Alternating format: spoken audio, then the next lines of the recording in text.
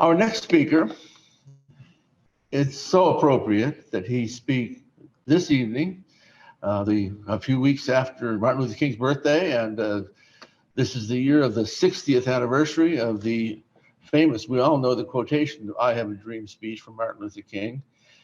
But the first time I had the opportunity to hear Ralph do this, and Ralph is just amazing when it comes to being able to reproduce famous poems and stories, and in this case, the actual entire speech of the "I Have a Dream" speech from Washington, D.C. in 1963. First time I had a chance to hear it, he invited me to come out to a church where he was giving this, in which Connie and I were amongst that 5% of Anglo faces in the room. And I was just amazed. And of course, most speakers know lots of quotations, and this quotation is very special. That I have a very specific quotation, but to hear the entire speech, it made the hair stand up on the back of my neck. It was just so moving to be there, to have this feeling that you were there in Washington, D.C. Tonight, place yourself on the Mall in Washington, D.C. in 1963, at the times of the speech.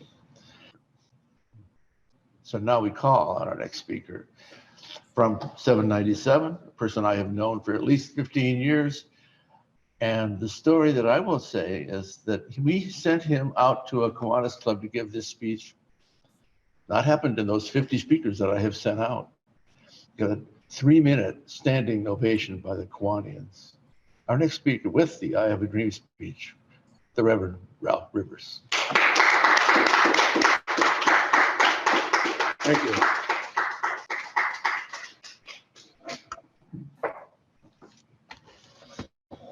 You had to have been there.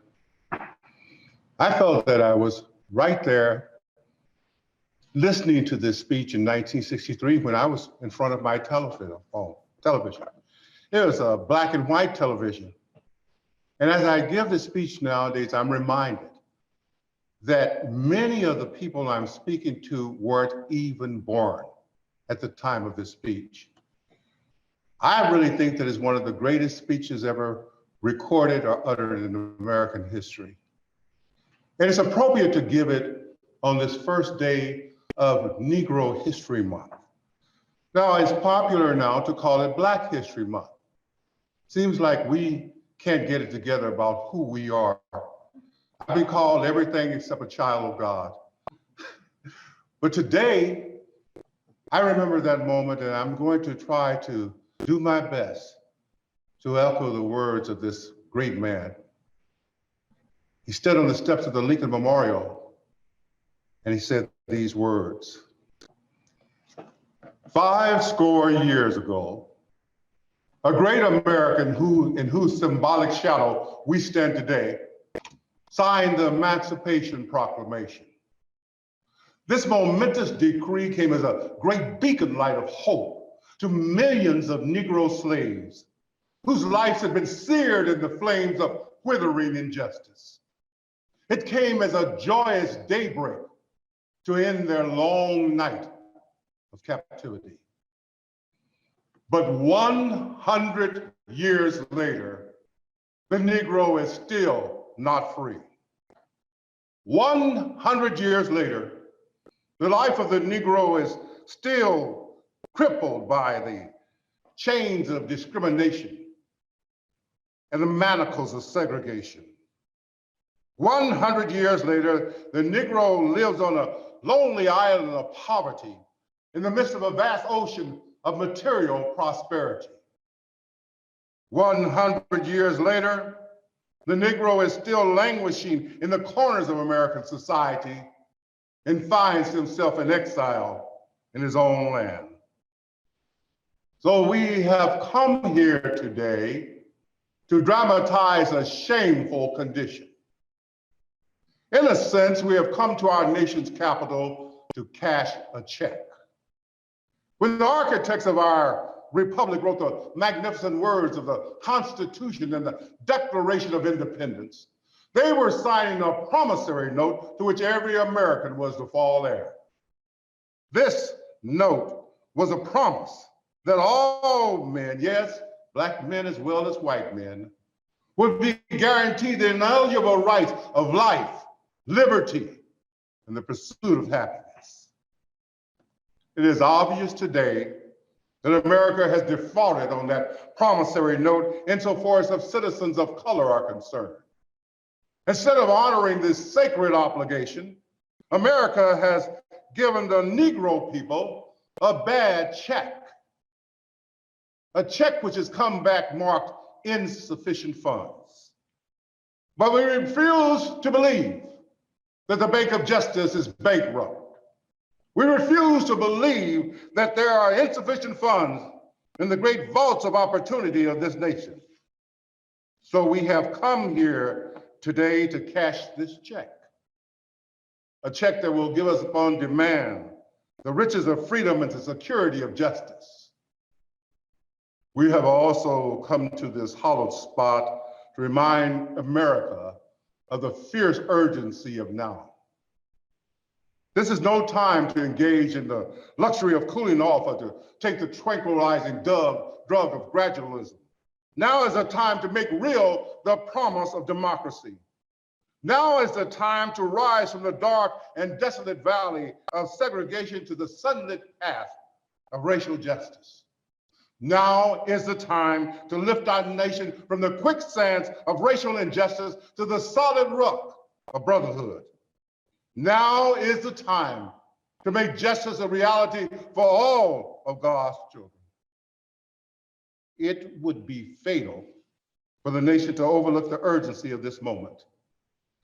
This sweltering summer of the Negro's legitimate discontent will not pass until there's an invigorating autumn of freedom and equality.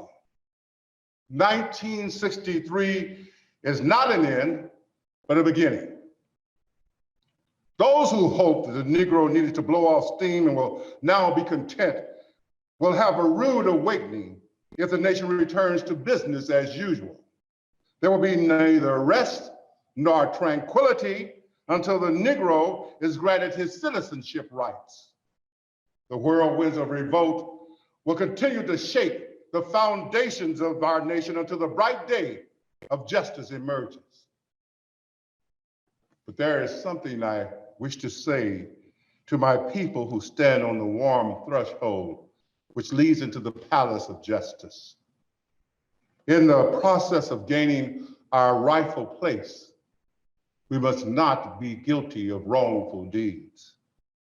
Let us not seek to satisfy our thirst for freedom by drinking from the cup of bitterness and hatred.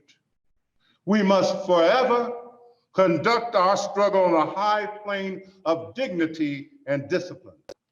We must not allow our creative protests to degenerate into physical violence. Again and again, we must rise the majestic heights of meeting physical force with soul force. The marvelous new militancy which has engulfed the Negro community must not lead us to a distrust of all white people. For many of our white brothers, as evidenced by their presence here today, have come to realize that their destiny is tied up with our destiny. They have come to realize that their freedom is inextricably bound to our freedom. We cannot walk alone. And as we walk, we must make the pledge that we shall always march ahead. We cannot turn back. There are those who are asking the devotees of civil rights, when will you be satisfied? We can never be satisfied. As long as a Negro is a victim of unspeakable horrors of police brutality, we can never be satisfied. As long as our bodies, heavy with the fatigue of travel, cannot gain lodging in the motels of the highways and the hotels of the city, we cannot be satisfied. As long as the Negro's basic mobility is from a smaller ghetto to a larger one. We can never be satisfied as long as our children are stripped of their selfhood and robbed of their dignity by signs stating for whites only. We cannot be satisfied as long as a Negro in Mississippi cannot vote and a Negro in New York believes he has nothing to vote for. No, we are not satisfied until justice rolls down like waters and righteousness like a mighty stream. I'm not unmindful that some of you have come here out of great tribulation. Some of you have come fresh from narrow jail cells. Some of you have come from areas where your quest for freedom has left you battered by the storms of persecution and staggered by the winds of police brutality. You have been the victims of creative suffering. Continue to work with the faith that unearned suffering is redemptive. Go back to Mississippi, go back to Alabama, go back to South Carolina, go back to Georgia, go back to Louisiana, go back to the slums and ghettos of our northern cities, knowing that somehow this situation can and will be changed. Let us not wallow in the valley of despair. I say to you today, friends, so even though we face the difficulties of today and tomorrow, I still have a dream. It is a dream deeply rooted in the American dream. I have a dream that one day this nation will rise up and live out the true meanings of its creed.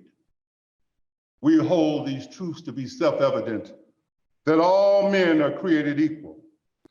I have a dream that one day on the red hills of Georgia, the sons of former slaves and the sons of former slave owners will be able to sit down together at the table of brotherhood.